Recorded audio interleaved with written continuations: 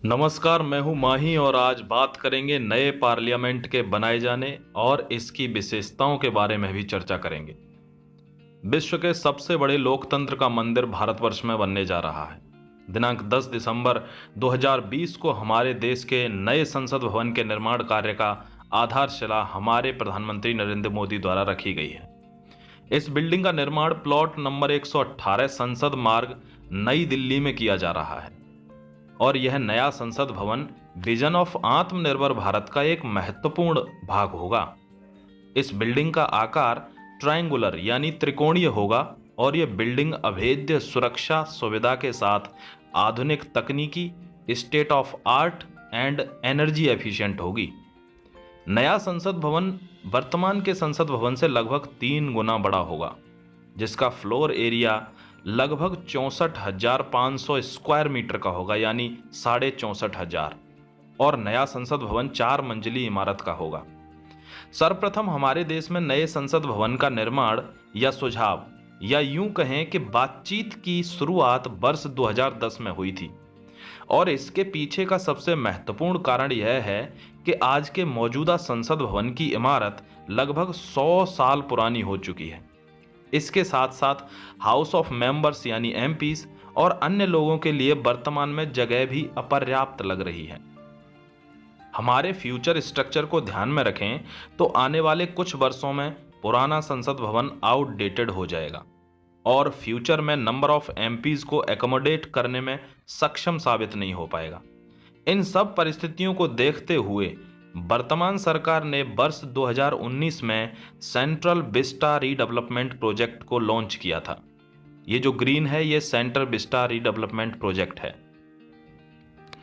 ये दिल्ली का मैप है, इन शॉर्ट आप देख सकते हैं। इस प्रोजेक्ट के दौरान राजपथ का सुधार from Rashtrapati Bhavan to India gate जो लगभग 3 किलोमीटर लंबा है। इस प्रोजेक्ट के दौरान new PMO prime minister office and residence of prime minister, new parliament building का निर्माण, new central secretariat, new ministerial building block जिसमें सारे मंत्रालय एक साथ आ जाएं। अभी पूरे मंत्रालय पूरी दिल्ली में फैले हुए हैं अलग अलग, केवल होम मिनिस्ट्री और फाइनेंस मिनिस्ट्री राष्ट्रपति भवन के पास है। न्यू वाइस प्रेसिडेंट का रेजिडेंस भी इस प्रोजेक्ट में शामिल है। इस पार्लियामेंट प्रोजेक्ट में सेंट्रल कॉन्फ्रेंस सेंटर का भी निर्माण इसमें किया जाएगा। इन सभी को मिलाकर लगभग 44 यानी 44 बिल्डिंग्स का निर्माण इस विस्टा रीडेवलपमेंट प्रोग्राम के दौरान होगा। इस सेंट्रल विस्टा प्रोजेक्ट का विस्तार लगभग 4 किलोमीटर स्क्वायर एरिया में फैला है और यह प्रोजेक्ट हमारे देश को आने वाले लगभग 150 से 200 सालों तक सुविधा प्रदान करने में सक्षम होगा। इस प्रोजेक्ट के अंतर्गत सिर्फ बिल्डिंग ही नहीं, लगभग 100 से ज्यादा पेड़ों को भी लगाया जाएगा। सेंट्रल विस्टा निर्माण प्रोजेक्ट में लगभग 20,000 करोड़ रुपए खर्च किए जाएंगे और यह पूर्ण रूप से 2024 में बनकर तैयार हो जाएगा। आओ अब हम बात करते हैं नए संसद भवन की विशेषताओं के बारे में। सेंट्रल विस्टा प्रोजेक्ट में बनने वाले नए संसद भवन में लगभग 888 लोकसभा चैम्बर सीट्स और 384 राज्यसभा चैम्बर सीट का प्रावधान किया गया है और यह भविष्य में जरूरत पड़ने पर न्यू पार्लियामेंट में 1224 से 1350 लोग एक साथ बैठ सकेंगे। जैसा कि आप जानते हैं कि वर्तमान में हमारी लोकसभा सीटें 545 और राज्यसभा सीटें 245 हैं और यह प्रणाली 1971 की जनगणना यानी सेंसस के अनुसार चल रही है। अब 2021 में न्यू सेंसस होनी है तो जाहिर है कि लोकसभा और राज्यसभा की सीटों में बढ़ोतरी तो करनी होगी। यह अनुमान है कि 2026 तक लोकसभा की 848 सीट हो सकती हैं, अर्थात 2029 का लोकसभा चुनाव यानी जनरल इलेक्शन 848 सीटों पर भी हो सकता है।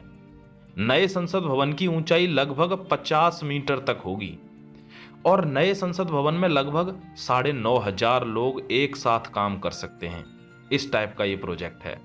नया संसद भवन भूकंप रोधी होगा और लगभग 8 की तीव्रता के भूकंप को झेलने की इसमें क्षमता भी होगी। न्यू पार्लियामेंट बिल्डिंग को आर्किटेक्ट बिमल पटेल जो गुजरात के रहने वाले हैं, इन्होंने डिजाइन किया है।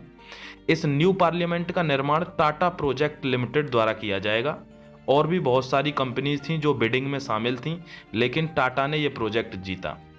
लेकिन अभी सेंट्रल विस्टा रीडेवलपमेंट प्रोजेक्ट को सुप्रीम कोर्ट के जस्टिस AM खानविलकर ने होल्ड पर रखा हुआ है, मगर आधारशिला की परमिशन दे दी जा चुकी है, लेकिन किसी भी तरह का कंस्ट्रक्शन या डिस्ट्रक्शन करने की अनुमति अभी नहीं दी गई है।